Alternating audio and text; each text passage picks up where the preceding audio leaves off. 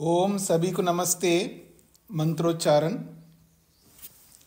ओम सहनाववतु सहनौ भुनक्तु सह वीर्यं करवावहै तेजस्विनावधीतमस्तु मा विद्विषावहै। ओम शांति शांति शांति।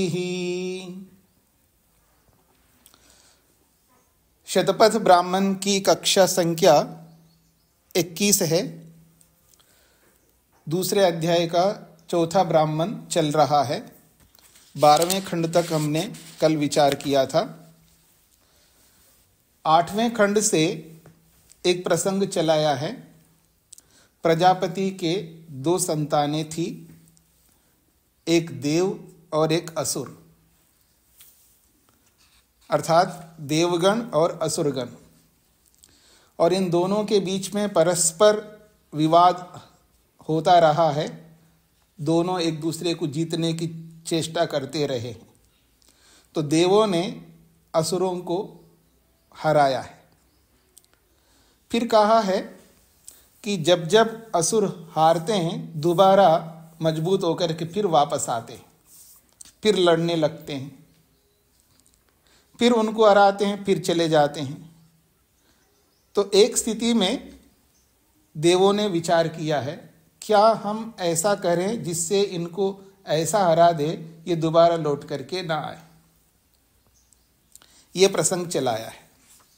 तो उनमें देवों ने जब विचार किया है, उनमें से अग्नि ने एक बात रखी है कि जब इनको हम हराते हैं तो ये जो असुर है ये उत्तर की ओर भाग जाते हैं। क्यों ना उत्तर की ओर जाकर के उनको घेर लिया जाए। ये प्रसंग चलाया है। तो कल हम विचार कर रहे थे, ये बात 10वें खंड में बताई गई है। सह अग्नि उवाच उदंचो वै न पलाय्यः मुच्यन्ते इति उदंचो स्म एव एषां पलाय्य मुच्यन्ते। 10वें खंड में ये स्पष्ट किया है कि उत्तर की ओर भाग जाते हैं। तो क्यों ना उत्तर की ओर जाकर के इनको घेर लिया जाए। इसी बात को लेकर के अग्नि अपनी बात को प्रस्तुत करती है 11वें खंड में। सह अग्नि उवाच अहम उत्तरतः पर्येष्यामि अथ यूयम इतः उपसंरोत्सि। मैं उत्तर की ओर जाकर के उनको घेरूंगा और बाकी तुम लोग जो है दूसरी ओर से घेर लेना। अब दूसरी ओर क्या है ये तो नहीं बताया, पर वो दक्षिण की ओर आप कह सकते हैं अथवा दूसरी तरफ से कह सकते हैं। और इसमें कहा है जब दूसरी ओर से तुम लोग घेर लेंगे तब हम एभिश्च लोके अभिनिधास्याम, इन तीनों लोकों से उनको मार भगाएंगे, अर्थात इन तीनों लोकों से उनको भगाएंगे। एभिः च लोके अभिनिधास्याम, इन तीनों लोकों से, एभि का मतलब है इन लोकों से, तो इन लोक तो वही होंगे 3 लोक, तो इन तीनों लोकों से अभिनिधास्याम उनको भगाएंगे। यद उह च इमान लोकान अति चतुर्थम, यदि च इमान लोकान अति चतुर्थम, यदि इन तीनों लोकों के अतिरिक्त यदि कोई चौथा लोक भी है वहां उनको भेज देंगे। पुनः न संहास्यन्ते इति, वहां जाकर के फिर वो लौट के नहीं आ सकते। चतुर्थ लोक में अगर कोई चौथा लोक होगा तो वहां भेज देंगे, वहां से फिर लौट करके वो नहीं आ सकते। ये 11वें खंड में बोला है। अब 12वां खंड प्रारंभ हुआ है। सो अग्नि उत्तरतः पर्येत, वो जो अग्नि है वो उत्तर की ओर चल पड़ा, वहां जाकर के उसको घेरने के लिए वहां पहुंच गए। तो ये जो उत्तर की ओर राक्षस या असुर जाते हैं, तो इसी दूसरे अध्याय के अगला जो ब्राह्मण प्रारंभ होगा 5वां ब्राह्मण, 5वें ब्राह्मण में 17वां खंड है, वहां पर जाकर के स्पष्ट किया है उत्तर की ओर असुर लोग क्यों जाते हैं। क्योंकि उन्होंने वहां पर दिशाओं में स्पष्ट किया है कि कौन सी दिशा में कौन रहते। वहां पर ये बोलता है उत्तर की ओर जो है साधारण मनुष्य लोग रहते, ऐसा वहां प्रस्तुत किया है।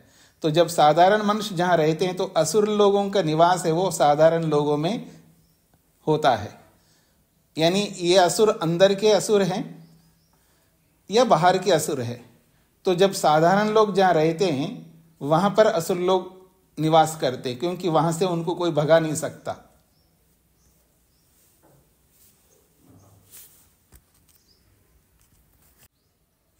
हाँ जी, तो वहां पर यह स्पष्ट किया है कि उत्तर की ओर साधारण मनुष्य रहते हैं। तो यहां से ये समझ में आ रहा है कि उत्तर की ओर राक्षस लोग, असुर लोग क्यों पलायन करते हैं। तो जहां साधारण लोग रहते हैं असुर लोग वहीं निवास करते हैं। और पूर्व दिशा में देवलोग रहते हैं, ऐसा स्पष्ट किया वहां पर। तो पूर्व दिशा में देवलोग रहते हैं, उत्तर दिशा में साधारण लोग रहते हैं, दक्षिण दिशा में कोई और कुछ वस्तु रहती है, उसको आगे हम विचार करेंगे। तो ये जो उत्तर की ओर ये भाग जाते हैं तो उत्तर की ओर साधारण मनुष्य रहते हैं। तो साधारण मनुष्यों में जो है ये असुर प्रवृत्ति ज़्यादा रहती है, इसलिए उस ओर भागते हैं, ऐसा इसका तात्पर्य लेना चाहिए। तो सह अग्नि उत्तरता पर्येत, वो जो अग्नि है वो उत्तर की ओर चली गई, अर्थात उत्तर की ओर जाकर के उनको घेरने के लिए उद्यत हुई। अथ इमे इतः उपसमरुन्धन, अथ इमे इतः उपसंरुद्धन, और बाकी जो देवलोग है वो दूसरी दिशा की ओर जाकर के उनको घेरा है। फिर कहा है एभिश्च लोके अभिन्यदधु, तो उन्होंने क्या किया है, दोनों दिशाओं से, दोनों ओर से घेर करके एभि ही लोकई, इन तीनों लोकों से उनको अभिन्यदधु भगाया है, दूर किया है। यदहु च इमान लोकान अति चतुर्थम, यदि इन तीनों लोकों के अतिरिक्त कोई चौथा लोक भी है वहां इनको भेज देते हैं। ततः पुनः न समजीहता, ततः पुनः न समजीहता, वहां जाने के बाद वहां से लौट करके नहीं आ सकते। तद एतद निदानेन यत् स्तंभयजुः, तो इस स्थिति को एतद निदानेन, इस उपाय के माध्यम से उन्होंने किया है, जो कि जिसको स्तंभयजु कहते हैं। जिस प्रक्रिया से उनको भगाया है तो उस प्रक्रिया को यहाँ पर स्तंभयजु के नाम से बोला है। तो ये जो स्तंभयजु है इसको लेकर के काफ़ी मैंने देखा है। तो उत्कर एक स्थान ऐसा होता है जिसको उत्कर कहते हैं। दो प्रकार का उत्कर होता है। एक गड्ढे होते हैं छोटे छोटे, जहाँ 3 यज्ञकुंड बनाए जाते हैं, आवनीय अग्नि के लिए, गार्हपत्य अग्नि के लिए और दक्षिणाग्नि के लिए। उसके अतिरिक्त तो एक कोने में 2 छोटे गड्ढे दूर दूर रहते हैं। एक में उन वस्तुओं को रखते हैं जो उपयोगी वस्तुएं होती हैं, जिनमें से कुछ लेना है, कुछ अधिक हो गया यज्ञ में, याग में, उसको हटा करके उस अधिक को उस गड्ढे में रखते हैं। और जो वहाँ पर कोई दूषित वस्तु हो जाती है, कोई मलिन हो जाती है, कोई जिसमें कोई कमी आ जाती है, उसको निकाल करके दूसरे गड्ढे में रखते हैं, उसको उत्कर कहते हैं। तो उस उत्कर में डालने के लिए यहाँ पर प्रक्रिया चला है, आगे बताएंगे। तो स्तंभयजु उसको कहते हैं जो घास होता है विशेष प्रकार का, दर्भ, धूप जिसको कहते हैं, धूप वाला घास जो यहाँ बिछाया जाता है, जिसको पवित्रा भी बोला जाता है। उस घास को क्या करते हैं, ये जो स्फय है, तलवार की तरह, जो लकड़ी का जो तलवार की तरह एक साधन होता है जिसको स्फय कहते हैं, उस स्फय को और उस घास को पकड़ करके काटते हैं, उसको स्तंभयजु कहते हैं। फिर उसको काट करके उस उत्कर में डालते हैं। तो उस प्रक्रिया को यहाँ पर बताया जा रहा है कि जैसे असुरों को हमें भगाना है, तो उस असुरों को भगाने की प्रक्रिया को बताने के लिए अभिनय करके यहाँ पर ये बात कहेंगे कि वो घास को काट करके उसको निकालते हैं। ऐसे 3 बार काटते हैं, और 3 बार काट करके, और थोड़ा सा मिट्टी भी उसके साथ होता है, क्योंकि उस स्पय से मिट्टी को भी खोदते हैं थोड़ा सा मिट्टी और उस घास को वहां से निकाल करके उत्कर में डालते हैं। तो ये उसके लिए प्रतीक है जो राक्षसों को भगाने का। तो यही उसी के लिए यहाँ स्तंभ यजु शब्द का प्रयोग हुआ है। हाँ जी, शत्रुंजय जी। स्वामी जी, जो किया था कि उत्तर दिशा में मनुष्य रहते हैं, तो बाकी वो 2-3 लोग हैं, वो कौन से लोगों का यहाँ अर्थ लिया जाएगा फिर उस संदर्भ में? हाँ, पितर लोगों के लिए उन्होंने अलग बताया है। मैं अभी बता सकता हूँ।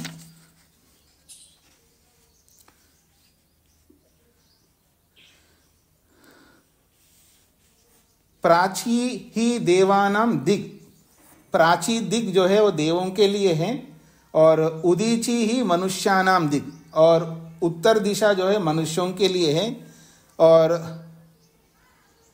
दक्षिणतः पुरीशम प्रत्युत, हाँ, और दक्षिण दिशा जो है वो पितरों का है।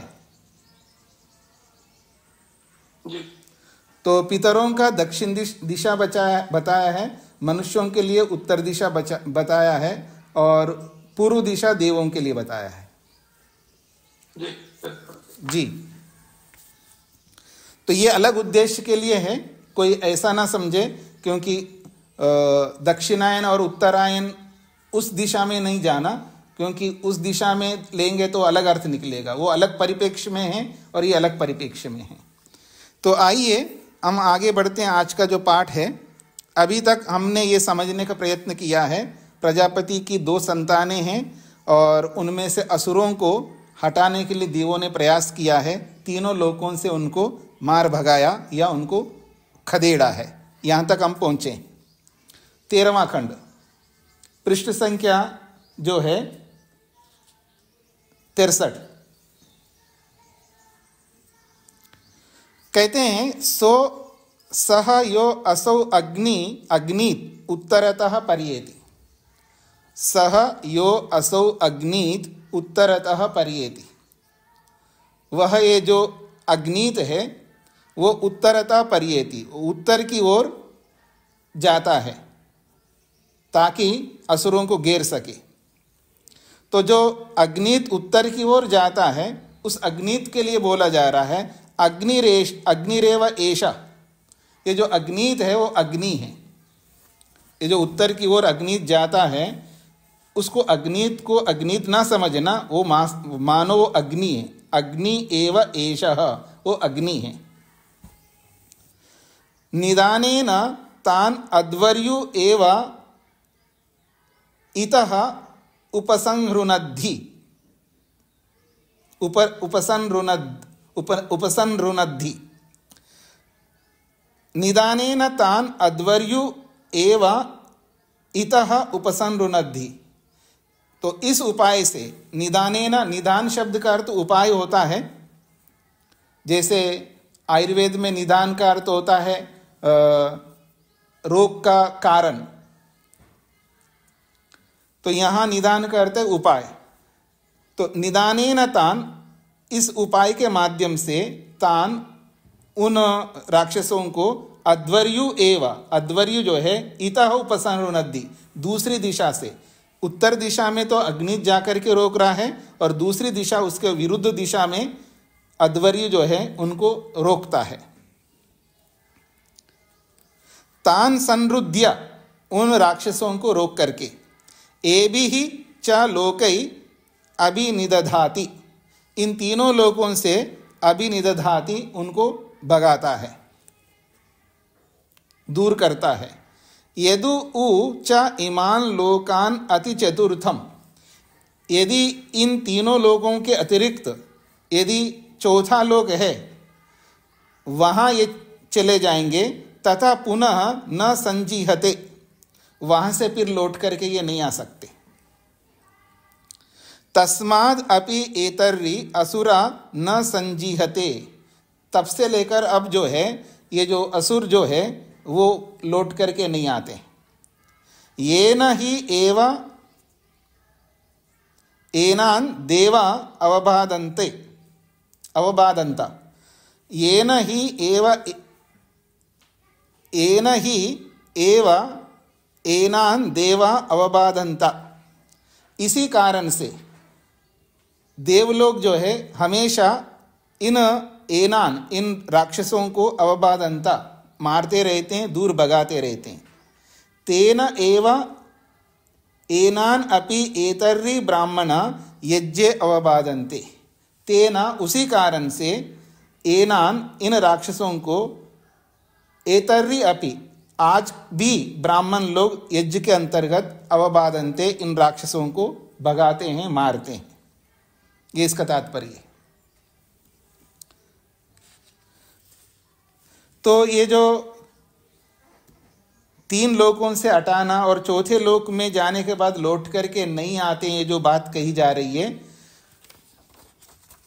इसको आश्रमों के साथ भी जोड़ करके देखते हैं कुछ लोग कि ब्रह्मचर्य आश्रम, गृहस्थ आश्रम, वानप्रस्थ आश्रम, इन तीनों आश्रमों से शत्रुओं को भगाते रहेंगे और चौथे आश्रम में जाने के बाद वहाँ से लौट करके नहीं आएंगे, वहाँ पर तो उनको नष्ट किया जाता है।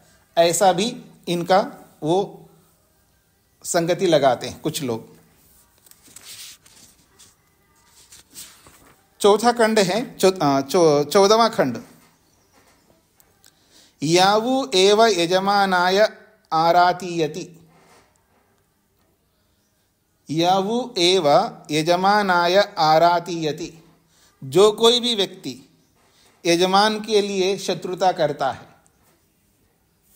जो कोई भी व्यक्ति यजमान को ध्यान में रख करके आरातीयति शत्रुता रखता है, उनसे दुश्मनी रखता है। यश्च एनम द्वेष्टि। और जो कोई भी व्यक्ति एनम इस यजमान से द्वेष्टि द्वेष करता है, तम एव एतद एभिश्च लोकै अभिनिदधाति। फिर कहा जा रहा है जो कोई द्वेष करता है इस तरह का, ऐसे उस व्यक्ति को एभिश्च लोकै अभिनिदधाति, इन तीनों लोकों से दूर किया जाता है। अर्थात यजमान जो है ऐसे द्वेष करने वाले शत्रु को इन तीनों लोकों से दूर भगाता है। यद ऊच इमान लोकान अति चतुर्थम। यदि इन तीनों लोकों के अतिरिक्त कोई चतुर्थ लोक है, स व एभिश्च लोकै अभिनिदधतु। स व एभिश्च लोकै अभिनिदधत। वो इन्हीं तीनों लोकों से दूर भगाया हुआ होता है, और तीनों लोकों से दूर भगाया हुआ होता है तो चौथे लोक में चला जाएगा। यद ऊच इमान लोकान अति चतुर्थम अस्याह एव सर्वम हरति। तो कह रहे हैं यद ऊच इमान लोकान अति चतुर्थम। यदि इन तीनों लोकों के अतिरिक्त चौथा लोक भी अगर हो तो अस्याह एव सर्वम हरति, इन्हीं तीनों लोकों से ही उनको भगाया जाता है। अस्या ही इमे सर्वे लोका प्रतिष्ठिता। क्योंकि इन तीनों लोकों का हो या चौथा लोक भी हो, सभी लोकों का आधार जो है यही पृथ्वी लोक है। अर्थात पृथ्वी लोक से ही उनको भगाया जाता है। अंतरिक्ष लोक से भगाया जा रहा है तो अंतरिक्ष का भी आधार पृथ्वी लोक है, वो पृथ्वी लोक से ही भगाया जाता है, ऐसा मानना चाहिए। यदि द्युलोक से भगाया जा रहा है तो द्युलोक का आधार भी पृथ्वी लोक है, इसी पृथ्वी लोक से ही उनको भगाया जाता है। चाहे चारों लोकों से भगाओ, तीनों लोकों से भगाओ या एक लोक से भगाओ, जहाँ से भी भगाने का काम होता है वो यही पृथ्वी है, पृथ्वी से ही भगाया जाता है, ऐसा इसका तात्पर्य है। अस्याह एव सर्वम हरति। अस्याह का मतलब इसी पृथ्वी से सभी को, सर्वम सभी दुष्टों को, हरति दूर किया जाता है। अस्या ही इमे सर्वे लोका प्रतिष्ठिता। इसी पृथ्वी लोक के ही सहारे से बाकी सब लोग प्रतिष्ठित होते हैं। इसी पृथ्वी लोक के आधार पर ही बाकी लोग विद्यमान होते हैं। किम ही अरेद यद अंतरिक्षम। यदि कोई अंतरिक्ष लोक से दूर करता है, वो कैसे दूर करेगा अंतरिक्ष लोक से? पृथ्वी के बिना। किम ही हरेद यद अंतरिक्षम हरामी, अगर कोई कहे कि मैं अंतरिक्ष लोक से भगा रहा हूं, वो कैसे भगा सकता है अंतरिक्ष लोक से, वो पृथ्वी लोक के बिना। दिवम हरामी, यदि द्विलोक से वो भगाता है तो द्विलोक से कैसे भगाएगा बिना पृथ्वी लोक के। इसलिए हरेत वो कहीं से भी दूर करता है, तस्माद अस्या एव सर्वम हरति, वो कहीं से भी हरेत कहीं से भी वो दूर करता है, इसी पृथ्वी लोक से ही दूर करता है, इसका तात्पर्य। मधु जी,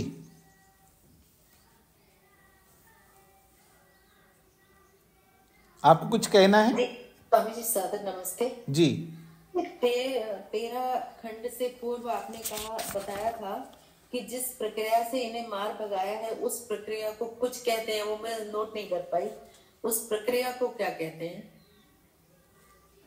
क्या बोला था मेरे को नहीं पता लग रहा है, आप क्या पूछना चाह रहे हैं? 13वां खंड प्रारंभ करने से पूर्व आपने बताया था उत्तर की ओर साधारण लोग रहते हैं, पूर्व दिशा में देव लोग रहते हैं, साधारण मनुष्यों में असुर प्रवृत्ति अधिक रहती है जी। तो यदि कोई चौथा लोक है तो उन्हें वहां भी भेज दे, वहां से हटा दिया जाता है। बाद में आपने कहा इस प्रक्रिया से इन्हें मार भगाया जाता है, उस प्रक्रिया का आपने कोई नाम बताया था? अच्छा, स्तंभ यजु, स्तंभ यजु। अच्छा, स्तंभ यजु, ठीक है। जी जी वो अगले उसमें है 15वें। जी धन्यवाद जी। हाँ जी, उमा जी को क्या कहना है? स्वामी जी, काल और लोक, दिशा आपने बताई ना, दिशा और लोक दोनों चीज एक ही अलग अलग है? नहीं, दिशा अलग है। दिशाएं तो जो हम लोग प्रयोग करते हैं वो दिशाएं हैं। लोक का मतलब जैसे पृथ्वी लोक है, अंतरिक्ष लोक है, द्युलोक है, ऐसा। जी धन्यवाद, प्रणाम स्वामी जी जी।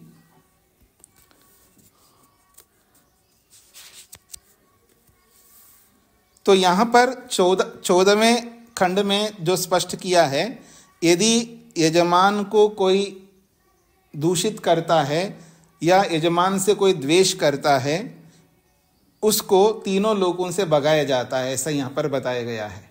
अर्थात दूषित करने वाला असुर कहलाएगा, चाहे वो अंदर का है या बाहर का है, उसको तीनों लोगों में नहीं रहना चाहिए, ये इसका तात्पर्य।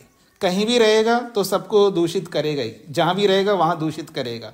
तो ऐसे दुष्ट प्रवृत्ति को, अशुद्ध प्रवृत्ति को हटाना है, ये इसका तात्पर्य है। हाँ जी, सोमनाथ जी। स्वामी जी नमस्ते जी। उसको अंदर या बाहर से हटाना है, तो जो दक्षिण का ओर या उत्तर का ओर जो बोलते हैं, अंदर से दक्षिण और उत्तर पूर्व की ओर से हटाना कैसा? ऐसा है कि ये जो उत्तर की ओर का अभिप्राय बताया था ना कि साधारण मनुष्य जो है जहाँ रहते हैं वहाँ असुर प्रवृत्ति ज़्यादा रहती है। जहाँ विशेष लोग रहते हैं ना, वो तो देव लोग है, देव लोगों में असुर प्रवृत्ति रह ही नहीं सकती। तो असुर प्रवृत्ति रहेगी कहाँ? साधारण मनुष्य में रहेगी। इसको दूसरे शब्दों में देखिएगा, जिसके पास विद्या है वहाँ असुर प्रवृत्ति रहेगी नहीं।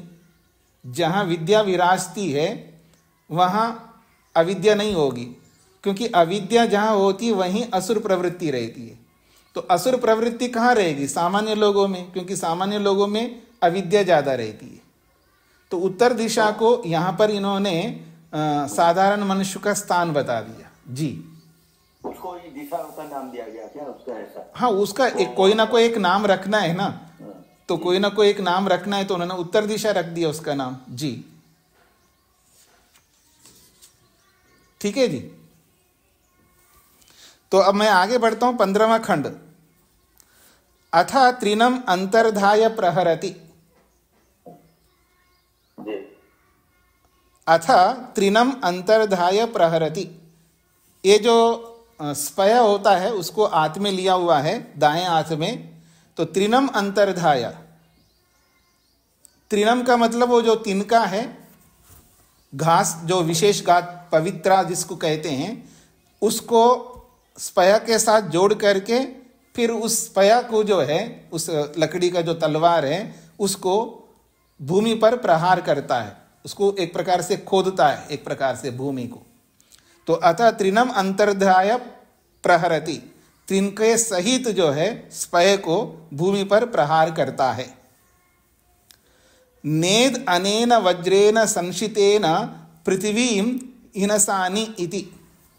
वो उस घास का सहारा क्यों ले रहा है, सीधा सीधा उस स्पय से क्यों नहीं मारता है, तो उसके लिए यहाँ पर बोला जा रहा है नेद, ऐसा ना हो, अनेन संशितेन वज्रेन, इस तीक्ष्ण हुआ जो वज्र रूपी स्पय है, इससे पृथ्वी नेद हिंसानी, मैं इसकी हिंसा ना करूं, अर्थात उसको ज़्यादा चोट ना पहुंचाऊं, उसके लिए उस घास का सहारा ले रहा है।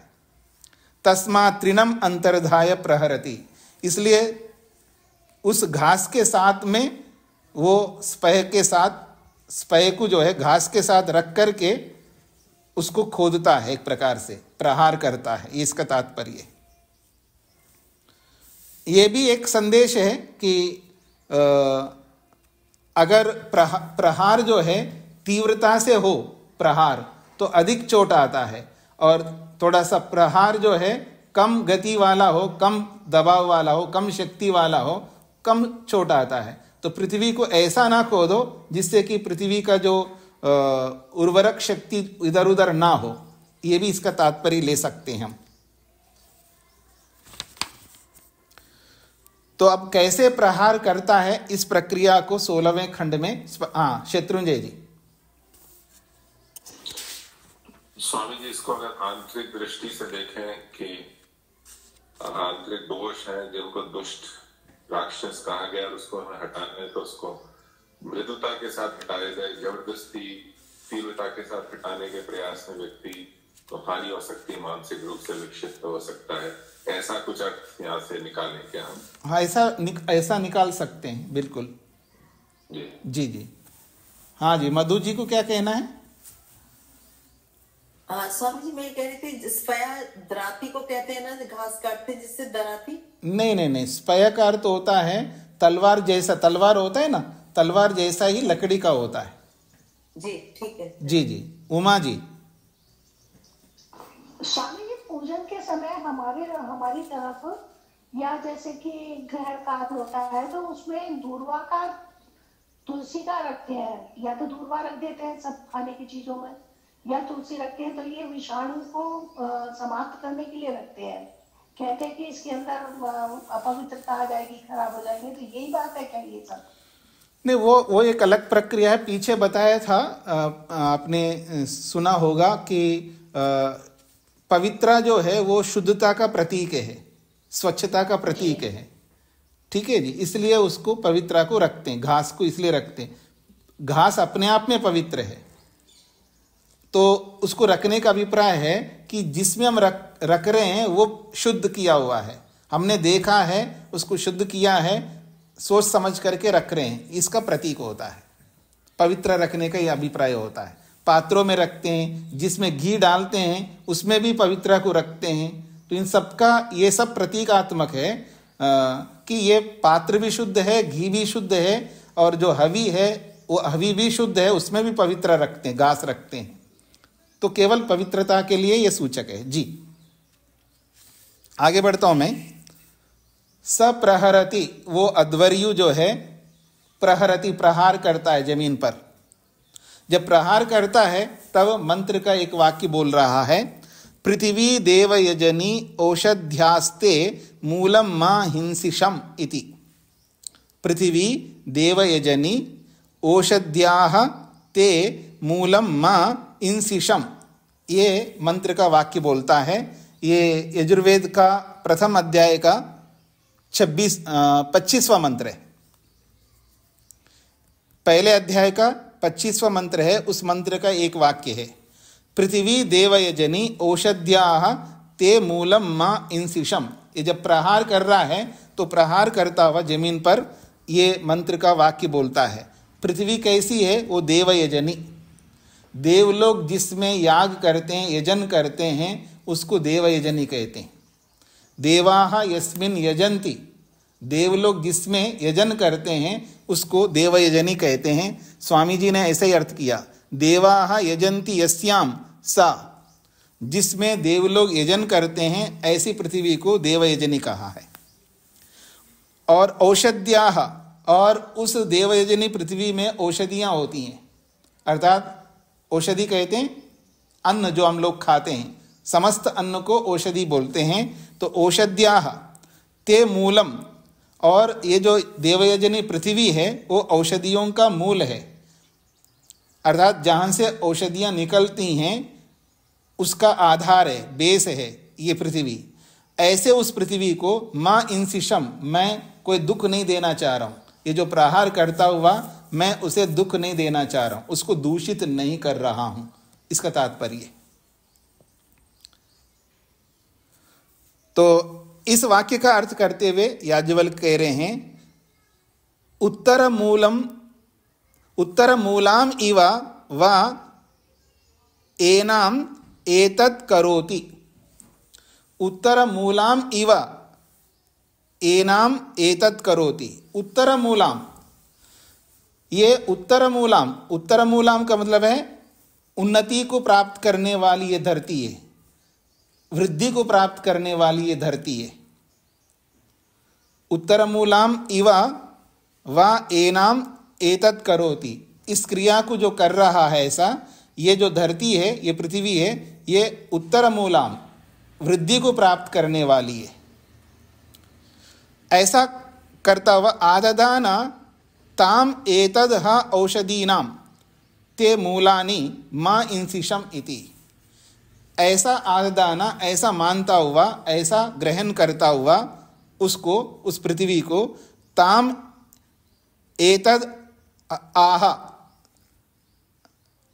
एतद् आह, इस वाक्य को बोला जा रहा है। क्या बोला जा रहा है? औषधि नाम ते मूलानि, औषधि नाम ते मूलानि, औषधियों का तुम मूल हो, तुम्हारा ये स्थान जो है, ये जो पृथ्वी है, ये औषधियों का मूल है, औषधियों का ये आधार है। ऐसे तुमको माँ इंसिशम, मैं दुख नहीं दे रहा हूँ, दूषित नहीं कर रहा हूँ, प्रहार करते हुए मैं दूषित नहीं कर रहा हूँ, ऐसा ऋत्विक कह रहा है। फिर अगला मंत्र का वाक्य है व्रजम गच्छ गोष्ठानाम, व्रजम गच्छ गोष्ठानाम इति। तो इसका अभी अर्थ कर रहे हैं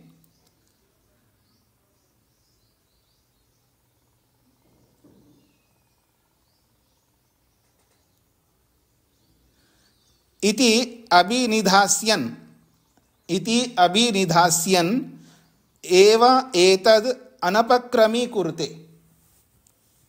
व्रजम गच्छ गोष्ठानाम, इस वाक्य को बोल करके अभिनिधास्यन्, अभिनिधास्यन् रखता हुआ, एतद् अनपक्रमी कुरुते, उसको अनपक्रमी करता है, अर्थात उसको ठीक करता है, उस धरती को वापस ठीक करता है। खोदने पर वो जो मिट्टी इधर उधर तितर बितर होती है उसको अनपक्रमी कुरुते, उसको वापस ठीक करता है। तद्धि अनपक्रमी यद व्रजे अंतः, तद्धि अनपक्रमी, निश्चित रूप से वो अनपक्रमी है, अर्थात स्थिर है। वो मिट्टी खोदने से पहले स्थिर रहती है मिट्टी, अर्थात कहीं छेद आदि इस तरह का नहीं होता है, तितर बितर मिट्टी नहीं होती है, समतल होती है मिट्टी धरती पर। जब वो खोदता है तो वो मिट्टी इधर उधर तितर बितर होता है, ऊपर नीचे होता है, उसकी मिट्टी के टुकड़े जो इधर उधर पड़े होते हैं उसको वापस ठीक करता है। तो उसी को कह रहे हैं तद्धि अनपक्रमी, वो निश्चित रूप से अनपक्रमी होता है, अर्थात समतल ही होता है। यद व्रजे अंतः, जो व्रजे अंतः, व्रज कहते हैं जहाँ गायें रहती है उसको व्रज कहते हैं, और जहाँ बादल रहते हैं उसको भी व्रज कहते हैं। बादलों को भी व्रज कहा है, और जहाँ बाड़े में गायें रहती हैं उसको भी व्रज कहा है। तो व्रजे अंतः, उस गायों के बीच में रहने वाला है। व्रजम गच्छ जो बोला जा रहा है, बादल में जा, ये जो शत्रुओं को भगा रहा है, अपने जीवन के अंदर से जो भी दुष्ट प्रवृत्तियां हैं उनको दूर भगा रहा है, तीनों लोगों से दूर भगाना चाहता है, तो एक प्रकार से व्रजम गच्छ, तुम बादलों में चले जाओ। एक तो ये स्थिति है।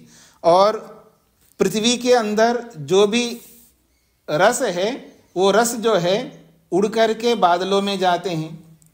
सूर्य की किरणें जो है पृथ्वी में स्थित जो रस हैं उनको उड़ा करके बादलों में ले जाते हैं। तो व्रजम गच्छ, तो बादलों में चले जाना। तो कहा जा रहा व्रजे अंतः, वो बादलों के अंदर विराजमान होते हैं वो रस, पृथ्वी के रस। तस्माद आह, इसलिए कहा जाता है व्रजम गच्छ, तुम बादलों में चले जाओ, इसका तात्पर्य है। व्रजम गच्छ गोष्ठानाम, तुम बादलों में जाओ, वहीं तुम्हारी गोष्ठी है, वहीं पर तुम्हारा निवास स्थान है। क्यों ऐसा कहा जाता है? वर्षतु ते द्यौ इति, अगला वाक्य बोला जा रहा है मंत्र का, वर्षतु ते द्यौ, तुम द्युलोक से, ऊपर से, आसमान से बरसात करो हमारे लिए, वापस इस धरती पर उन रसों को वापस ले आओ। इति यत्र वा अस्यै खनतः क्रूरी कुर्वन्ति अपग्नन्ति शांति ही आपः तद अद्भिः शांत्या शमयति तद अद्भिः संदधाति तस्माद आह वर्षतु ते द्यौ इति।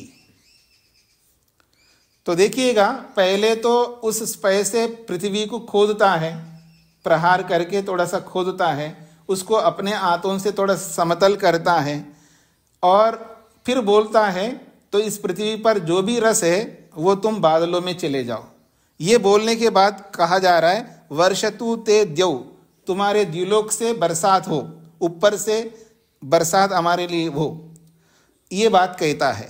फिर उसके बाद आगे कह रहा है यत्र वा अस्य खनता क्रूरी कुर्वन्ति, जब इस धरती पर खनन करता है, खोदता है, तो क्रूरी कुर्वन्ति, सब तितर बितर हो जाती है मिट्टी, एक प्रकार से क्रूरता आ गई है मिट्टी के अंदर। और फिर कहा है अपग्नन्ति, और उसको मारा जाता है, पृथ्वी के मिट्टी को चोट पहुंचाया गया है। तो शांति आपह, और जब बरसात होती है तो जल जमीन पर गिरता है, तो आपा का क्या कर्तव्य है? शांति, वो शांत करने वाला होता है, और जल वास्तव में शांति का प्रतीक है। तो आपह शांति, उस मिट्टी को जल जो है शांत करता है। तद अद्भि शांत्या शमयति, इसी कारण से जल के माध्यम से उस पृथ्वी को शांत्या शमयति, समान रूप से उसको शमन करता है वो जल, अर्थात मिट्टी को फिर बराबर करता है। तद अद्भि संदधाति, वो जल ही उस मिट्टी को जोड़ने का काम करता है। तस्माद आह वर्षतु ते द्यौ इति, इसलिए ये बोला जाता है वाक्य वेद मंत्र के द्वारा, वर्षतु ते द्यौ इति, द्युलोक से तुम हमारे लिए बरसात करो, ये इसका तात्पर्य है। फिर मंत्र का अगला वाक्य बोला है बधान देव सविता परमस्याम पृथिव्याम, बधान देव सवितः परमस्याम पृथिव्याम। इस वाक्य का अर्थ कर रहे हैं देवम एव एतत् सवितारम आह, देवम एव एतत् सवितारम आह। ये जो वाक्य कह रहा है बधान देव सविता, ये वाला वाक्य ये देव सविता को ही कह रहा है, अर्थात सूर्य रूपी देव को ही कह रहा है। क्या कह रहा है? अंधे तमसी बधान इति, अंधे तमसी बधान इति, अंधकार रूपी तमस में ये शत्रु बंधे हुए रहते हैं। अंधे तमसी बधाना इति, अंधकार रूपी शत्रु, यानी अंधकार में ही बंधे रहते हैं शत्रु। ये जो शत्रु है, असुर है, वो अंधकार रूपी तमस में बंधे हुए रहते हैं। इसलिए आह, ये कहा गया है परमस्याम पृथिव्याम, इस पृथ्वी से परे होकर के तुम जाना। शतेन पाशै इति अमुचे तदाह, शतेन पाशै, सैकड़ों पाशों से उनको बांधा जाता है। उस अंधकार में शत्रुओं को सैकड़ों प्रकार के पाशों से बांधा जाता है, अमुचे, ताकि वहां से लौट करके ना आए। इसलिए तद आह, ये बात कही जाती है यो अस्मान द्वेष्टि यम च वयम द्विष्मा तम अतो मां मौख इति, ये मंत्र का अगला वाक्य है। इसलिए मंत्र कहता है यो अस्मान द्वेष्टि, जो हमसे द्वेष करता है, यम च वयम, जिससे हम द्वेष करते हैं। और हम द्वेष करते हैं मतलब हम द्वेषी की तरह द्वेष नहीं करते हैं, जिससे हम द्वेष करते हैं का मतलब है जिससे हम पसंद नहीं करते हैं, जिसको हम नहीं चाहते हैं। ऐसे शत्रु जो है वहां बंध जाए सैकड़ों पाशों से, अतः मां मौख, वहां से लौट करके वापस ना आए। यदि न अभिचरेत, यदि हु अभिचरेत अमुम अतो मां मौघ इति ब्रूयात, यदि आप अभिचार करो या अभिचार ना करो, यदि उन शत्रुओं को तुम मारो या ना मारो, लेकिन इस वाक्य को जरूर बोलना है कि वहां से ये लौट करके ना आए, इसका ये तात्पर्य है। पूरे मंत्र को हम देखते हैं, यहां पर पूरा मंत्र हो गया है यजुर्वेद का, ये पहले अध्याय का 25वां मंत्र।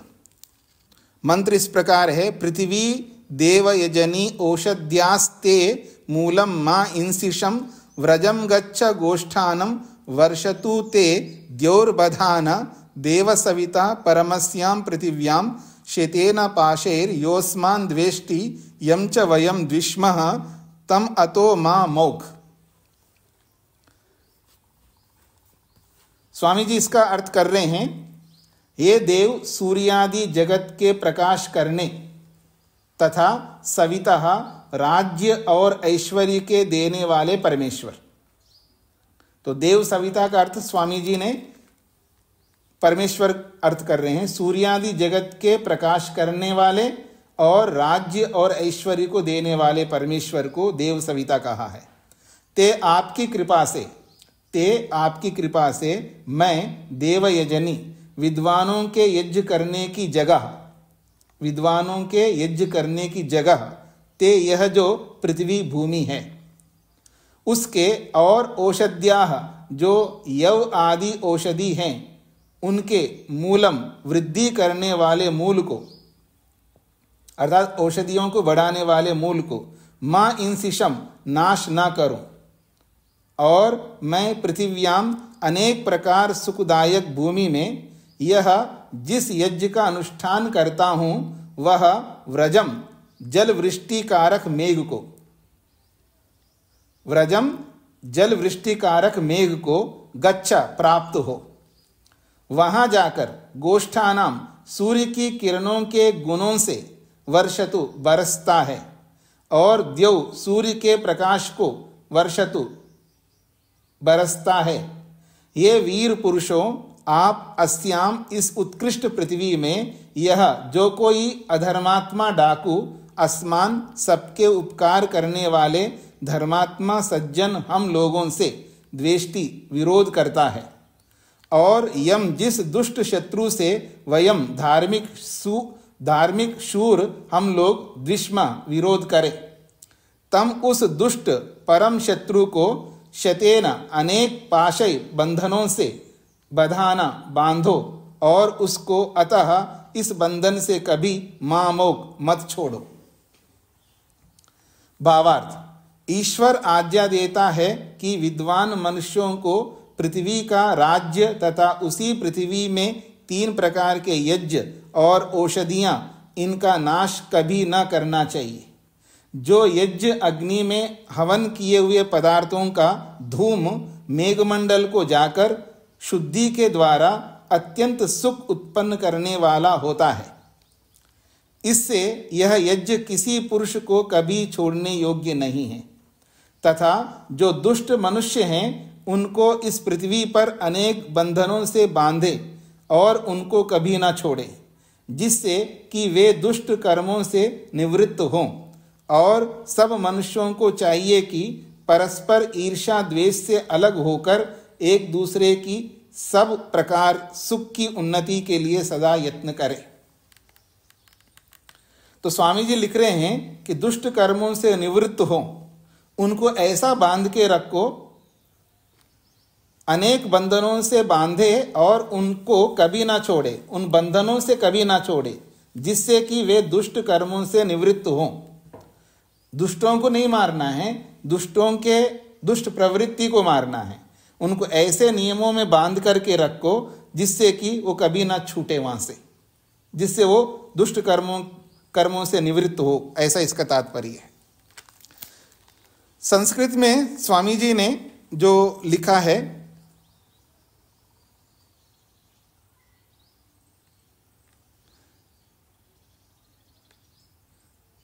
यह अधर्मात्मा दस्यु शत्रु अस्मान सर्वोपकारान धार्मिकान द्वेष्टि विरुध्यति, यानी जो शत्रु लोग हैं विरोध करते हैं हमारा। द्वेष्टि का मतलब है हमारे उत्तम कर्मों का विरोध करते हैं। और यम, जिस दुष्ट शत्रु को वयम, हम धार्मिक लोग, द्विष्मा विरुद्ध्यामा, हम विरोध करते हैं। तो विरोध करना एक अलग चीज है और द्वेष करना एक अलग चीज है। एक तो द्वेष कर रहे हैं, द्वेष में तो पाप हो रहा है, और विरोध करने में पाप नहीं हो रहा है। हम आपको नहीं चाहते हैं, आप दुष्ट प्रवृत्ति के हैं, हम आपको पसंद नहीं करते, हम आपको नहीं चाहते हैं, हम आपका विरोध करते हैं। तो यहां विरोध करना पाप नहीं है। तो हम धार्मिक हैं, हम विरोध कर रहे हैं, आपकी इस प्रवृत्ति का विरोध आचरण कर रहे हैं, अर्थात उल्टा आचरण कर रहे हैं। तो धार्मिक पाप नहीं करता है। जो देव प्रवृत्ति के लोग होते हैं वो पाप नहीं करते हैं, बस दुष्टों का विरोध करते हैं, इसका तात्पर्य लेना है जी। तो आइए अपने प्रसंग पर।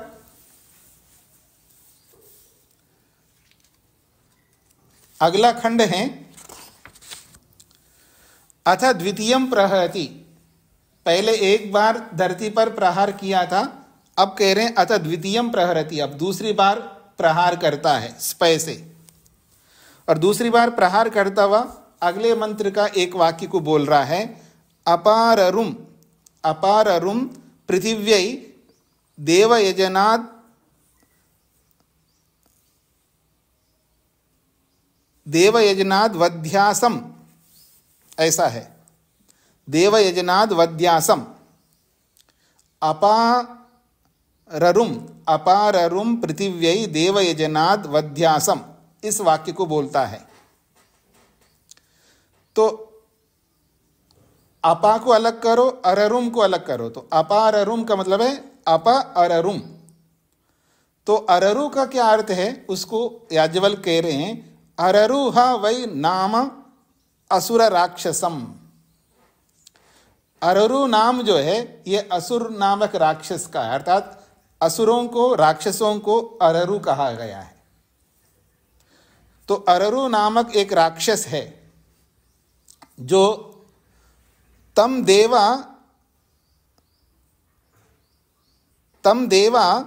अस्या अपग्नता।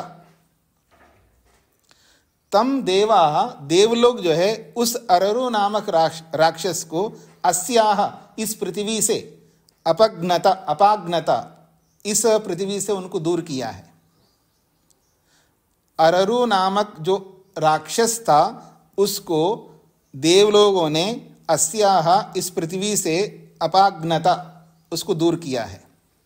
तथा उ एव एनम एतद एषो अस्या अपहते। तथा उ, ऐसा ही, एव एनम, उस राक्षस को, एषः, आज भी कोई ऋत्विक, अस्या अपहते, इस धरती से हटाता है। जब उसको धरती से हटाता है तो कहाँ जाए वो, व्रजम गच्छा, वो व्रज को चले जाए, अर्थात वो बादलों में चला जाए। गोष्ठानम, और वो सूर्य की किरणों को प्राप्त हो जाए। वर्षतु ते द्यौः, और वहाँ से हमारे लिए उत्तम वर्षा को करे। बदान देव सवितः परस्यां पृथिव्यां शतेन पाशेर यो अस्मान् द्वेष्टि यम च वयम द्विष्मः तम अतो मा मौ इति। फिर वही वाला वाक्य जो पीछे 16वें खंड में बोला था अंत में, यो अस्मान देष्टि वाला, उसी वाक्य को यहाँ पर दोबारा दोहराया है।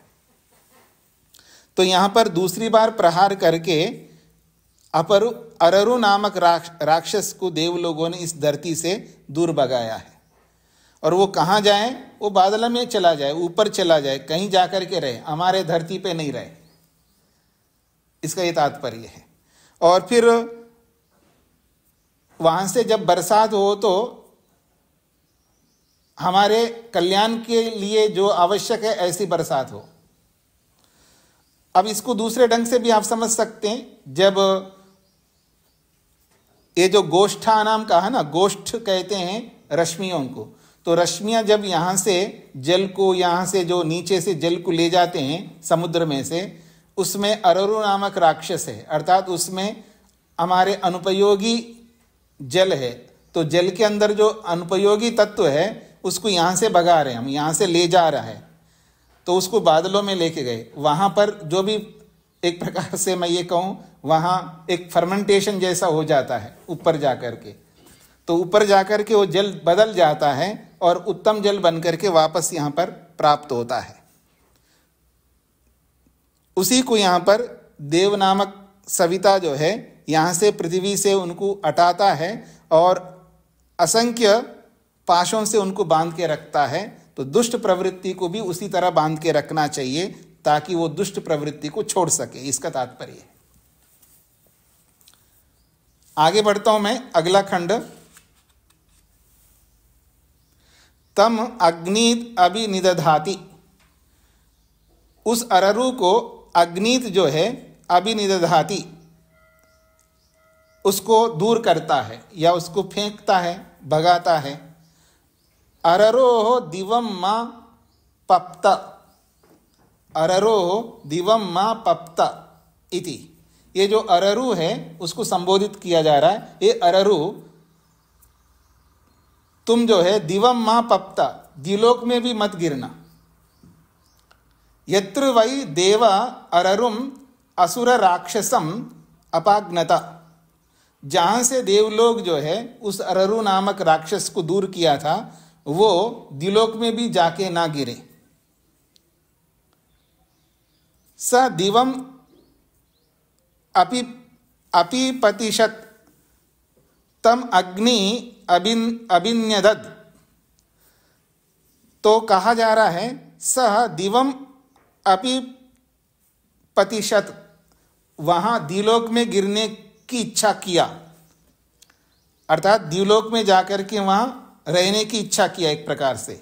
सह दिवम अपिपतिशत, दिलोक में गिरने की इच्छा की, परंतु तम अग्नि अभिन्यदद, उसको वहां से भी अग्नि जो है दूर कर दिया दिलोक से। अररो दिवम मा पप्ता इति, क्योंकि तुम दिलोक में भी नहीं रह सकता, इसलिए वहां से भी भगा दिया अग्नि ने। स न दिवम दिवम अपतत, स न दिवम अपतत ऐसा है। स दिवम न अपतत, अर्थात वो दिलोक में भी नहीं गिर पाया, अर्थात दिलोक में भी नहीं रह पाया। तथा उ एव एनम एतद अध्वर्यु एव अस्मात् लोकात् अंतः एति अंतरेति।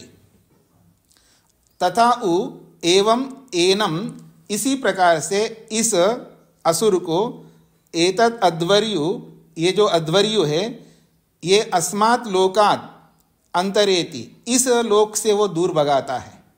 दिवो अद्यग्नि, और द्युलोक से जो है अग्नि दूर कर देता है। तस्मात् एवं करोति, इसलिए ऐसा किया जाता है।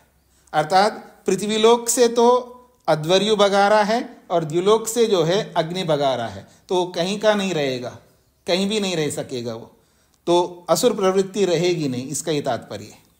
पृथ्वीलोक से तो अध्वर्यु भगा रहा है और द्युलोक से जो है अग्नि भगा रहा है।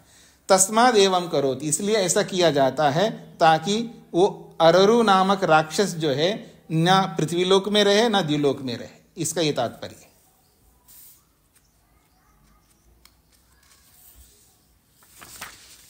आगे बढ़ता हूं जी मैं। अगला खंड है, तीसरी बार प्रहार करता है। अतः तृतीयम प्रहरति, तीसरी बार वो धरती पर स्पय से प्रहार करता है। द्रप्सस्ते द्याम मा स्कन इति अयम व अस्यै द्रप्सो यम अस्याह इमं रसम प्रजा उपजीवन्ति। कहते हैं द्रप्सस्ते द्याम मा स्कन, इतना भाग जो है मंत्र का है। द्रप्सः ते द्याम मा स्कन, एक वाक्य पूरा हो गया। ये वेद मंत्र का है। इसका अर्थ कर रहे हैं याज्ञवल्क्य, अयम व अस्यै द्रप्सः, अयम द्रप्सा, ये जो द्रप्स है, द्रप्स का मतलब रस, ये जो रस है अस्यै, इसी पृथ्वी का रस है।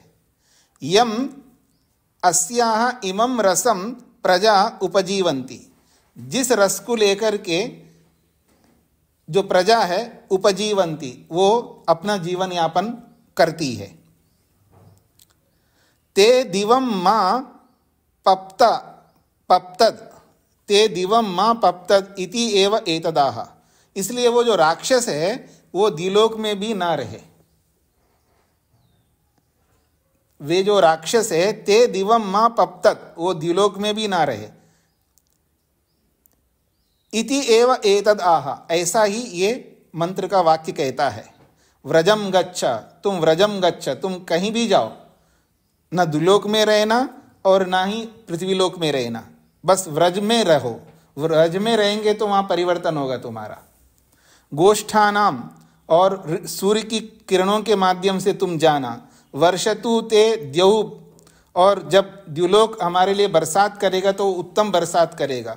और बधान देव सविता परमस्याम पृथिव्याम शेतेन पाशैः, और देव सविता जो सूर्य है वो सैकड़ों पाशों से पृथ्वी से परे होकर के तुमको बांध देगा, और ऐसा बांध देगा वहां से लौट करके तुम नहीं आओगे। और फिर योस्मान द्वेष्टि यम च वयम दुष्म तम अतो मां मोक, जो हमसे द्वेष करता है, जिससे हम द्वेष करते हैं, ऐसे राक्षस प्रवृत्ति को देव सविता जो है पृथ्वी से परे उनको ऐसे सैकड़ों पाशों से बांध के रखता है, वहां से मां मोक, वहां से वापस लौट करके वो राक्षस नहीं आ पाएगा। इसका तात्पर्य। तो ये 3 बार खोदा जा रहा है। 3 बार ये क्यों खोदा जा रहा है उसको लेकर के 20वें खंड में बोला जा रहा है।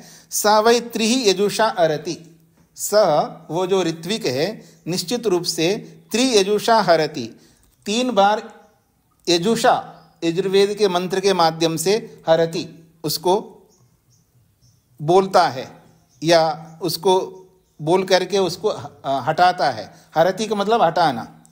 3 बार ही यजुर्वेद के मंत्र के द्वारा वो उन शत्रुओं को हरति, दूर करता है। क्यों ऐसा करता है तो कहा जा रहा है 3 बार। त्रयो वा इमे लोकः, ये जो लोक है वो तीन लोक है, इसलिए वो 3 बार ऐसा बोलता है। त्रयो वा इमे लोका एबि एव एनम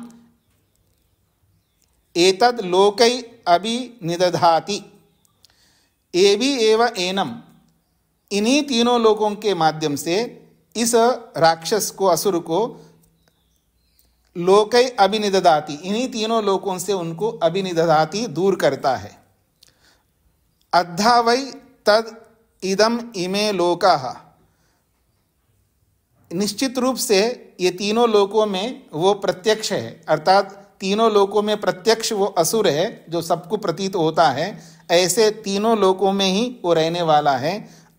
अद्धो तद यद यजुः, और यजु जो है यजुर्वेद का मंत्र है वो भी प्रत्यक्ष है। तस्मात् त्रियजुषा हरति, इसलिए 3 बार यजुर्वेद के मंत्र के माध्यम से वो दूर भगाता है। अर्थात यजुर्वेद के मंत्र भी प्रत्यक्ष है और ये तीनों लोक भी प्रत्यक्ष हमारे लिए, इसलिए 3 बार वो बोल करके मंत्र को दूर भगाता है, इसका ये तात्पर्य है। फिर कहा जा रहा है, चौथा लोक भी आपने बोला था, तो कहते हैं तूष्णीम चतुर्थम, जब चौथी बार जब भगाना है तो तूष्णीम अर्थात बिना मंत्र बोले ही शांति से मन से उसको चतुर्थम, चौथे लोक को ध्यान में रख करके बोला जाता है अथवा भगाया जाता है शत्रु को।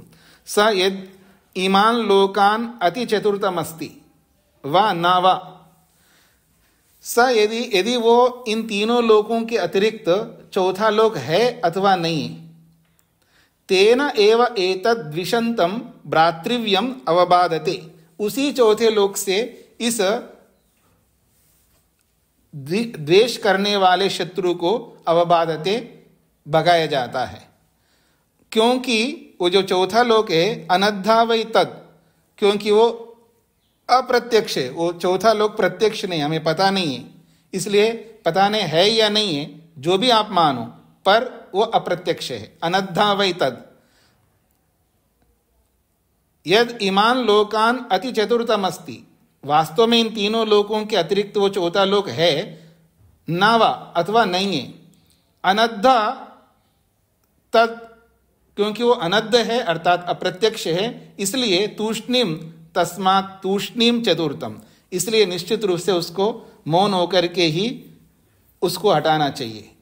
इसका तात्पर्य है, ये कहना चाहते हैं चौथा लोक है या नहीं है, है या नहीं है, ये इस रूप में बोला जा रहा है, पता नहीं वो प्रत्यक्ष हमें होगा या नहीं होगा।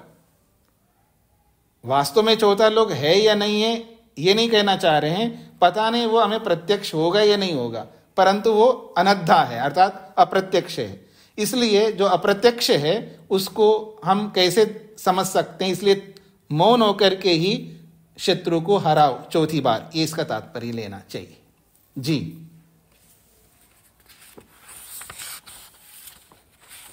हाँ जी, किसी को कुछ कहना है? शत्रुंजय जी।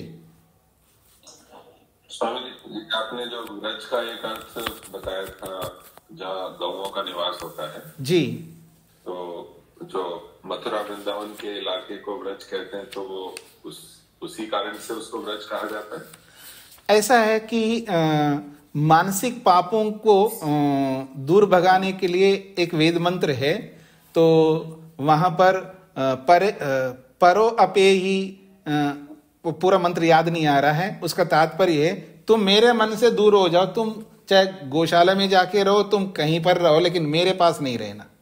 ऐसा वो मंत्र है, जैसा मेरे को याद आएगा तो मैं जरूर रखूंगा उस मंत्र को, बहुत अच्छा मंत्र है। परो अपेयी मनस्तत्व ऐसा कुछ है, मतलब मन के ये पाप तुम मेरे मन से दूर भाग जा, मेरे पास नहीं रहना, तुम कहीं भी जाकर के रहो, तुम गौशाला में रहो, तुम कहीं भी रहो, लेकिन मेरे मन में तो नहीं रहना। ऐसा उस मंत्र का अभिप्राय है। हाँ स्वामी जी,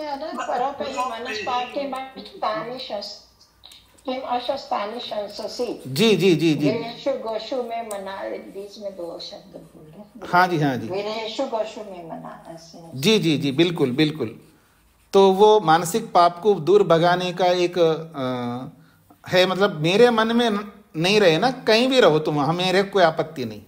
कहीं भी का मतलब ऐसे जगह रहो जहाँ रहने से उस पाप का कोई औचित्य नहीं रहेगा, अर्थात पाप का होने और ना होने का कोई तात्पर्य नहीं रहेगा।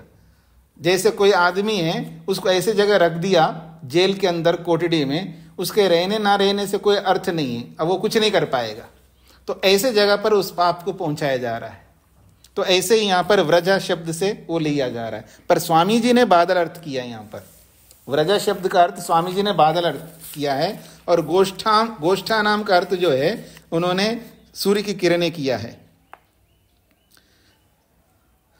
व्रजम का अर्थ कर रहे हैं वो व्रजंती गच्छन्ति प्राप्नुवन्ति आपो यस्मात् यस्मिन् वा तम व्रजम मेघम, बादल को किया है। व्रजंती गच्छन्ति प्राप्नुवन्ति आपह, जल जो है चला जाता है, प्राप्त होता है, यस्मात् जहां से निकल करके, जहां से निकल के जल जहां प्राप्त होता है अथवा जिसमें प्राप्त होता है उसको व्रज कहते हैं, अर्थात मेघ है। व्रज इति मेघ नामसु पठितम, और व्रज शब्द जो है मेघों के नामों में भी पढ़ा है। वो अपनी ओर से भी अर्थ नहीं कर रहे हैं, वो यास्क का प्रमाण दे रहे हैं कि व्रज शब्द मेघ नामों में पढ़ा है। और गोष्ठा नाम का अर्थ कर रहे हैं, गोष्ठा नाम गवाम सूर्य रश्मि नाम पशु नाम व स्थानम, दोनों अर्थ किया है। गोष्ठा नाम का अर्थ है गवाम सूर्य रश्मि नाम, गवा गो रश्मियों को भी कहते हैं, गवाम अर्थात सूर्य रश्मि नाम, और वा कह करके पशु नाम, पशुओं का जो बाड़ा है उसको भी गोष्ठानाम कहा है, और सूर्य की रश्मि जहाँ होती हैं उनको भी गोष्ठानाम शब्द से कहा है। तो दोनों अर्थ ले सकते हैं। और मंत्र का अभिप्राय यही है कि मेरे मन में पाप नहीं रहना चाहिए, चाहे वो गायों के बाड़े में चले जाए, चाहे वो सूर्य की किरणों में चले जाए, चाहे वो बादलों में चला जाए, कहीं भी रहे, लेकिन मेरे मन में कभी नहीं रहना चाहिए। इसका ये तात्पर्य है जी। तो मैं इसको यहीं पर विराम देता हूं जी। हाँ जी, उमा जी को क्या कहना है? मेरे पास जो यजुर्वेद की संहिता है इसमें गोलोक या वाणी का स्थान भी दिया हुआ है। फिर बोलिए। गोष्ठा नाम के लिए जी गोलोक या वाणी का स्थान अध्ययन अध्यापन आदि के कार्यों में लगा। किनका भाष्य पढ़ रहे हैं आप? ये अभी बताती हूँ स्वामी जी। ये भाष्यकार है पंडित जयदेव जी शर्मा।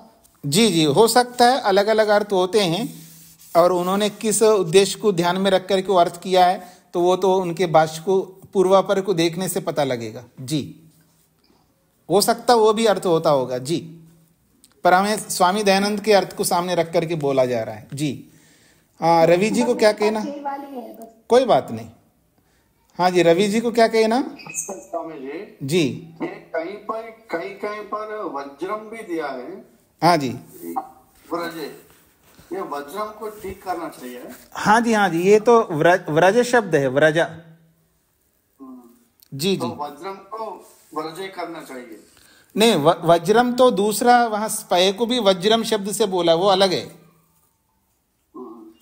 वो जो स्पय है, तलवार है लकड़ी का, उस स्पय को भी वज्र शब्द से बोला ना, आज ही हमने पढ़ा है। देखिए अभी बोलता हूं मैं।